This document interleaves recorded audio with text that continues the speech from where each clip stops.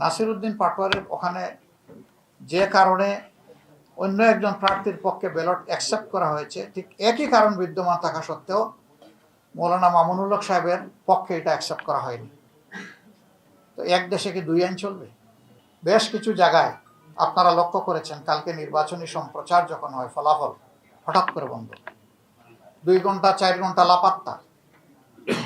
এগিয়ে আছেন তিনি হাজার হাজার বুথে, শেষের দিকে গিয়ে তিনি নাই, তাকে খুঁজে পাওয়া যাচ্ছে না।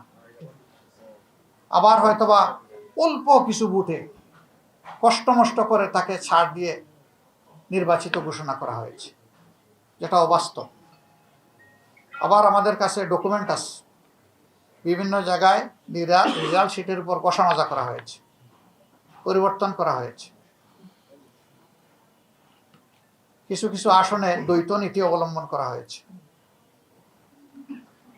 নাসিরউদ্দিন পাটোয়ারির আসনের ব্যাপার আপনারা সবাই জানেন, এটা আমাকে বড় করে আর বলতে হবে না।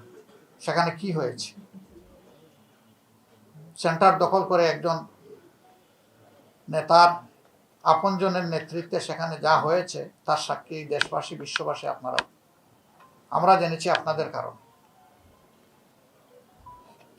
বাংলাদেশ খেলাফত মজলিসের আমির আল্লামা মামুনুল হক সাহেব নাসিরউদ্দিন পাটোয়ারির ওখানে যে কারণে অন্য একজন প্রার্থীর পক্ষে ব্যালট অ্যাকসেপ্ট করা হয়েছে, ঠিক একই কারণ বিদ্যমান থাকা সত্ত্বেও মৌলানা মামুনুল হক সাহেবের পক্ষে এটা অ্যাকসেপ্ট করা হয়নি। তো এক দেশে কি দুই আইন চলবে? নির্বাচন কমিশন কি এক এক জায়গায় এক একটা আইনের প্রয়োগ করবে একই বিষয়ে?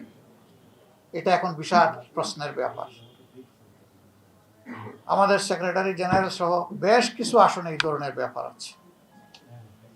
স্ব আসনে যাদের উপরে এই অন্যায় আচরণ করা হয়েছে, যাদের অধিকার জোর করে কেড়ে নেওয়া হয়েছে, আমাদের সিদ্ধান্ত তারা প্রতিকার চাইবে। সুনির্দিষ্ট সময়ের ভিতরে যদি আমরা প্রতিকার পাই তাহলে এক কথা, কিন্তু যদি না পাই তাহলে এখানেও আমরা বাধ্য হব আমাদের পথ ধরতে। আমরা আশা করব নির্বাচন কমিশন শুভবুদ্ধির উদয় হবে এবং তারা ন্যায় ইনসাফ করবেন। না করলে দায় তাদেরকে নিতে হবে।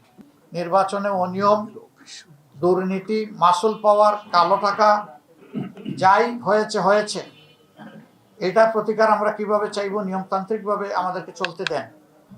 আরপিও যেটা খাবার করে না, এরকম যারাই নির্বাচিত হয়েছেন তাদেরকে মেহরবানি করে তাদের ফলাফল স্থগিত রেখে এই ব্যাপারে আগে সুরাহা করুন, তারপরে আপনারা আগান। দ্রুত সুরাহা করলে দ্রুত আগাইতে পারবেন, কোনো সমস্যা নাই, আমরা সহযোগিতা করব। কিন্তু এর সুরাহা হওয়া উচিত। যারা এই ঋণ খেলাপি হয়েছেন, এটা এক ধরনের অপরাধ, তাদেরকে আরপিওর আন্ডারে সুযোগ দেওয়া হয়েছে, সেটা তারা গ্রহণ করেন নাই। তারা গ্রহণ করলে আমাদের আজকে এই কথাগুলো বলার দরকার হতো না। অনেকে ঋণ খেলাপির তথ্য গোপন করেছেন, সেটাকে অবলীলায় এড়িয়ে যাওয়া হয়েছে। দৃষ্টি আকর্ষণ করা সত্ত্বেও ক্ষেত্র বিশেষে সেগুলো আমলে নেওয়া হয়নি। স্পষ্টভাবে এটা আরপিওর ভায়োলেশন, আমরা সেই ভায়োলেশন দেখতে চাই না।